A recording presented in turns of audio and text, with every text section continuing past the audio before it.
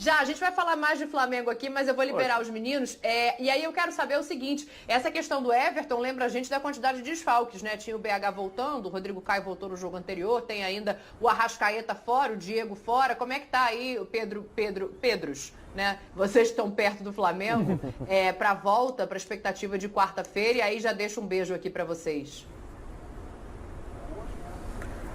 Legal, Dani. Então, situação de desfalques continua um tanto complicado para quarta-feira, sabe? O Arrascaeta, com aquele estiramento na coxa esquerda, sofreu contra o Palmeiras. Improvável que ele jogue nessa quarta-feira. Vai passar por uma reavaliação ainda. Até quarta-feira o Flamengo vai tentar recuperar o jogador, de repente de forma milagrosa ainda, mas não é o estilo Renato Gaúcho de trabalhar, né? Ele até falou depois na coletiva de ontem, assim, que não é o último jogo do ano, não vale arriscar e de repente perder o jogador por mais 5, 6 jogos. É a linha do Renato Gaúcho de pensar. Então isso vale de repente até para o Davi Luiz estrear também, ainda está se recondicionando.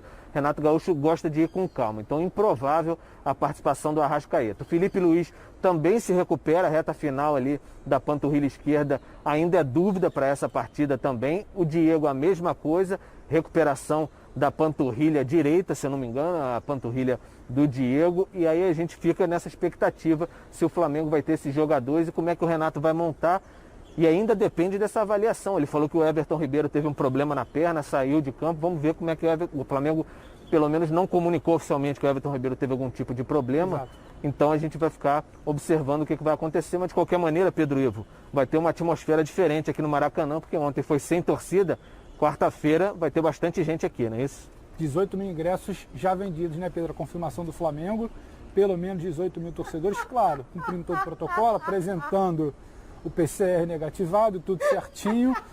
E sobre os desfalques, tem um pouco de informação. Deixa eu te interromper só um minuto. Não, fica à vontade. Porque você não está vendo daí, mas vocês estão em tela, na metade da tela. E o Fábio Sormani, ele fez o quê? Para ajudar vocês em solidariedade, ele abriu um guarda-chuva, Pedro Ivo. Pode seguir, é só para você saber o que está acontecendo. Isso é um grande traíra também.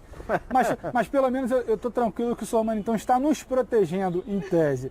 Agora falando sério, ou nem tão sério assim, dos desfalques, o que eu vejo um pouco de informação e um pouco de feeling a partir da interpretação do que o Renato falou ontem. O Davi Luiz dificilmente vai ser atropelado esse processo de condicionamento dele para um jogo. O Felipe Luiz, acho que a resposta começa a ser dada hoje no treino da tarde, com os atletas que não participaram no jogo de ontem. E o Arrascaeta numa situação um pouco mais complicada. E quando a gente fala que não está tudo errado no time do Flamengo, não está, tudo bem. Mas a gente pontua algo que não foi notado apenas no jogo de ontem. Foi notado nos últimos jogos. O Flamengo, como espaço e velocidade, é um time. O Flamengo, quando o outro time baixa suas linhas, dá campo, o Flamengo com a bola não é mais o Flamengo de antes, que criava, era intenso, achava espaço. O Flamengo de hoje não está achando espaços.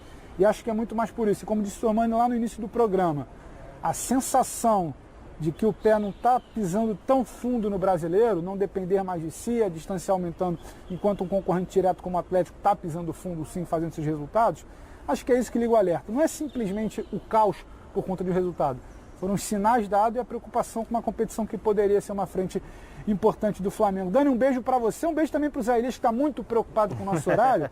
Avisa para ele que a gente está aqui desde cedo e vai continuar ao longo de toda a programação. Hoje, amanhã, na quarta-feira, até a bola rolar. Claro, com mais novidades nos canais Fox Sports. Guarda-chuva aí pra Flamengo vocês, Barcelona aqui no Maracanã, jogo de ida das semifinais. Agora que a sombra bateu, a gente pode ficar mais tempo, né? Quanto a gente quiser. Fala pro Zé ficar tranquilo. Um beijo para você, Zé. Sempre muito preocupado com o nosso horário.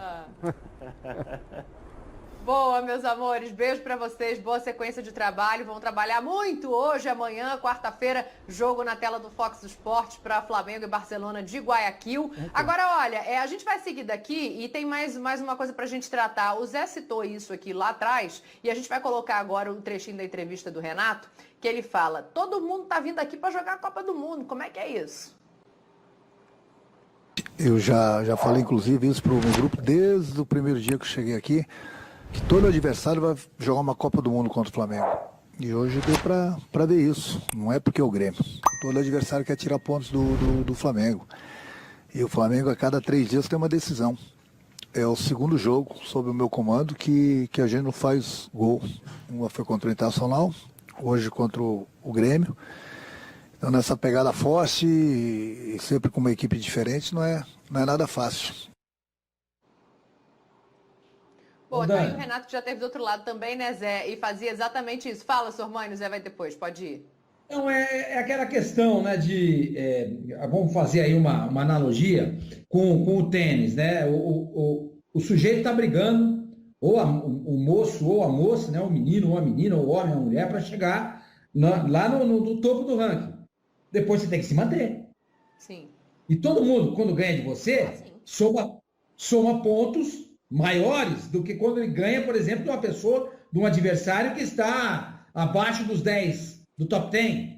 Entendeu? Então, isso faz parte. Isso faz parte. É óbvio, Renato, que todo mundo vai jogar contra o Flamengo uma decisão de Copa do Mundo. Você entendeu? Por exemplo, o Grêmio. Você pode ter certeza, os adversários vão olhar o Grêmio agora de uma maneira diferente. Opa, esse Grêmio foi no Maracanã, tudo bem, foi eliminado pelo Flamengo na Copa do Brasil, mas o brasileiro foi lá no Maracanã e ganhou. Entende? Quando o time joga contra Atlético, Flamengo e Palmeiras e ganha, ele ganha também um corpo, adquire um status diferente. Então é isso mesmo. Renato foi jogador, ele sabe disso. O Zé Elias está aqui, pode falar sobre isso também. Então é a história do tenista. Para ele se manter no topo, ou para ela se manter no topo, tem que ganhar. Porque se perde, começa a perder pontos. Começa a perder pontos, cai no ranqueamento. Ô Zé, ainda tem o turno que virou retorno, né? Vão se enfrentar lá na frente o mando do Grêmio, mas o jogo que já era para ter acontecido na ida do Campeonato Brasileiro.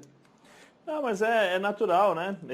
E teremos com certeza aí, por conta do clima dessa última partida, teremos aí um jogo bem pegado, um jogo de muitas provocações, eu acredito, né? O pessoal do Flamengo mordido ali com Borja, querendo dar o troco, e eu acho que é natural e faz parte esse tipo de situação, né? Vibrar, provocar, o Gabigol vira e mexe, sai provocando, mostra 5, ele é xingado, então provoca, né? Mostra acho que foi pro Grêmio, que lá no estádio do Grêmio mostrou 5. É natural, isso faz parte. Um dia você provoca, no outro dia você é provocado e você tem que saber exatamente, tem que segurar, tem que aguentar a onda, né? Em relação ao que o Flamengo falou, Dani, que o Renato falou, né? Uhum. Essa é meio que uma desculpa já pronta, eu acho que até pela experiência do Renato e por aquilo que ele falava no passado contra o próprio Grêmio, contra o próprio Flamengo, né? Eu acho que ele nem deveria ter falado. O personagem Renato nessa questão aí, eu acho que ele usou o pior exemplo, acho que foi o primeiro que veio, é o automático que acho que é que ele fala justamente na hora da pré-eleição, vamos jogar a Copa do Mundo contra a gente, tem que entrar motivado, tem que entrar assim, assado. Isso aí vale Flamengo, Atlético Mineiro e Palmeiras. Né? E dependendo de alguns resultados e da forma como vem jogando, São Paulo, depende do momento, né? Corinthians e tal. Mas isso que o seu Sormani falou, isso vale muito, não só para os adversários, viu, seu Sormani? Não é só o adversário, não. Quem ganha é o vestiário. O vestiário do Grêmio volta a ter aquela esperança, aquela confiança para poder jogar. O Felipão começa a trabalhar, tá vendo? Jogamos contra o Flamengo, ganhamos. E isso vem naturalmente, né? Uhum. Isso vem naturalmente. Então é uma situação interessante e benéfica para a equipe do Grêmio, especialmente no vestiário. E conhecendo o Felipão, né? Que vai usar muito esse jogo contra o Flamengo daqui para frente.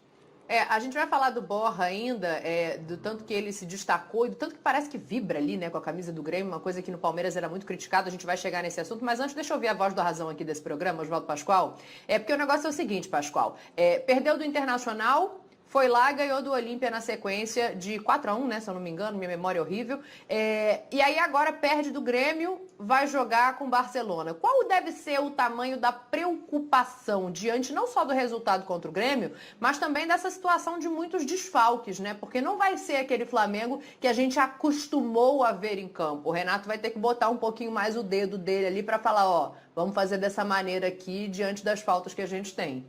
Até porque muda também a configuração da classificação, né? Porque o primeiro jogo é em casa e o segundo jogo é em Guayaquil. Também muda isso, né? Então, esse primeiro jogo sempre é do time que manda, porque precisa fazer o resultado. Né? O Barcelona de Guayaquil vai marcar o Flamengo como o Grêmio marcou? Vai marcar o Flamengo como o Internacional marcou? O Internacional, o Grêmio ganhou na bola de velocidade pelo lado do campo no cruzamento.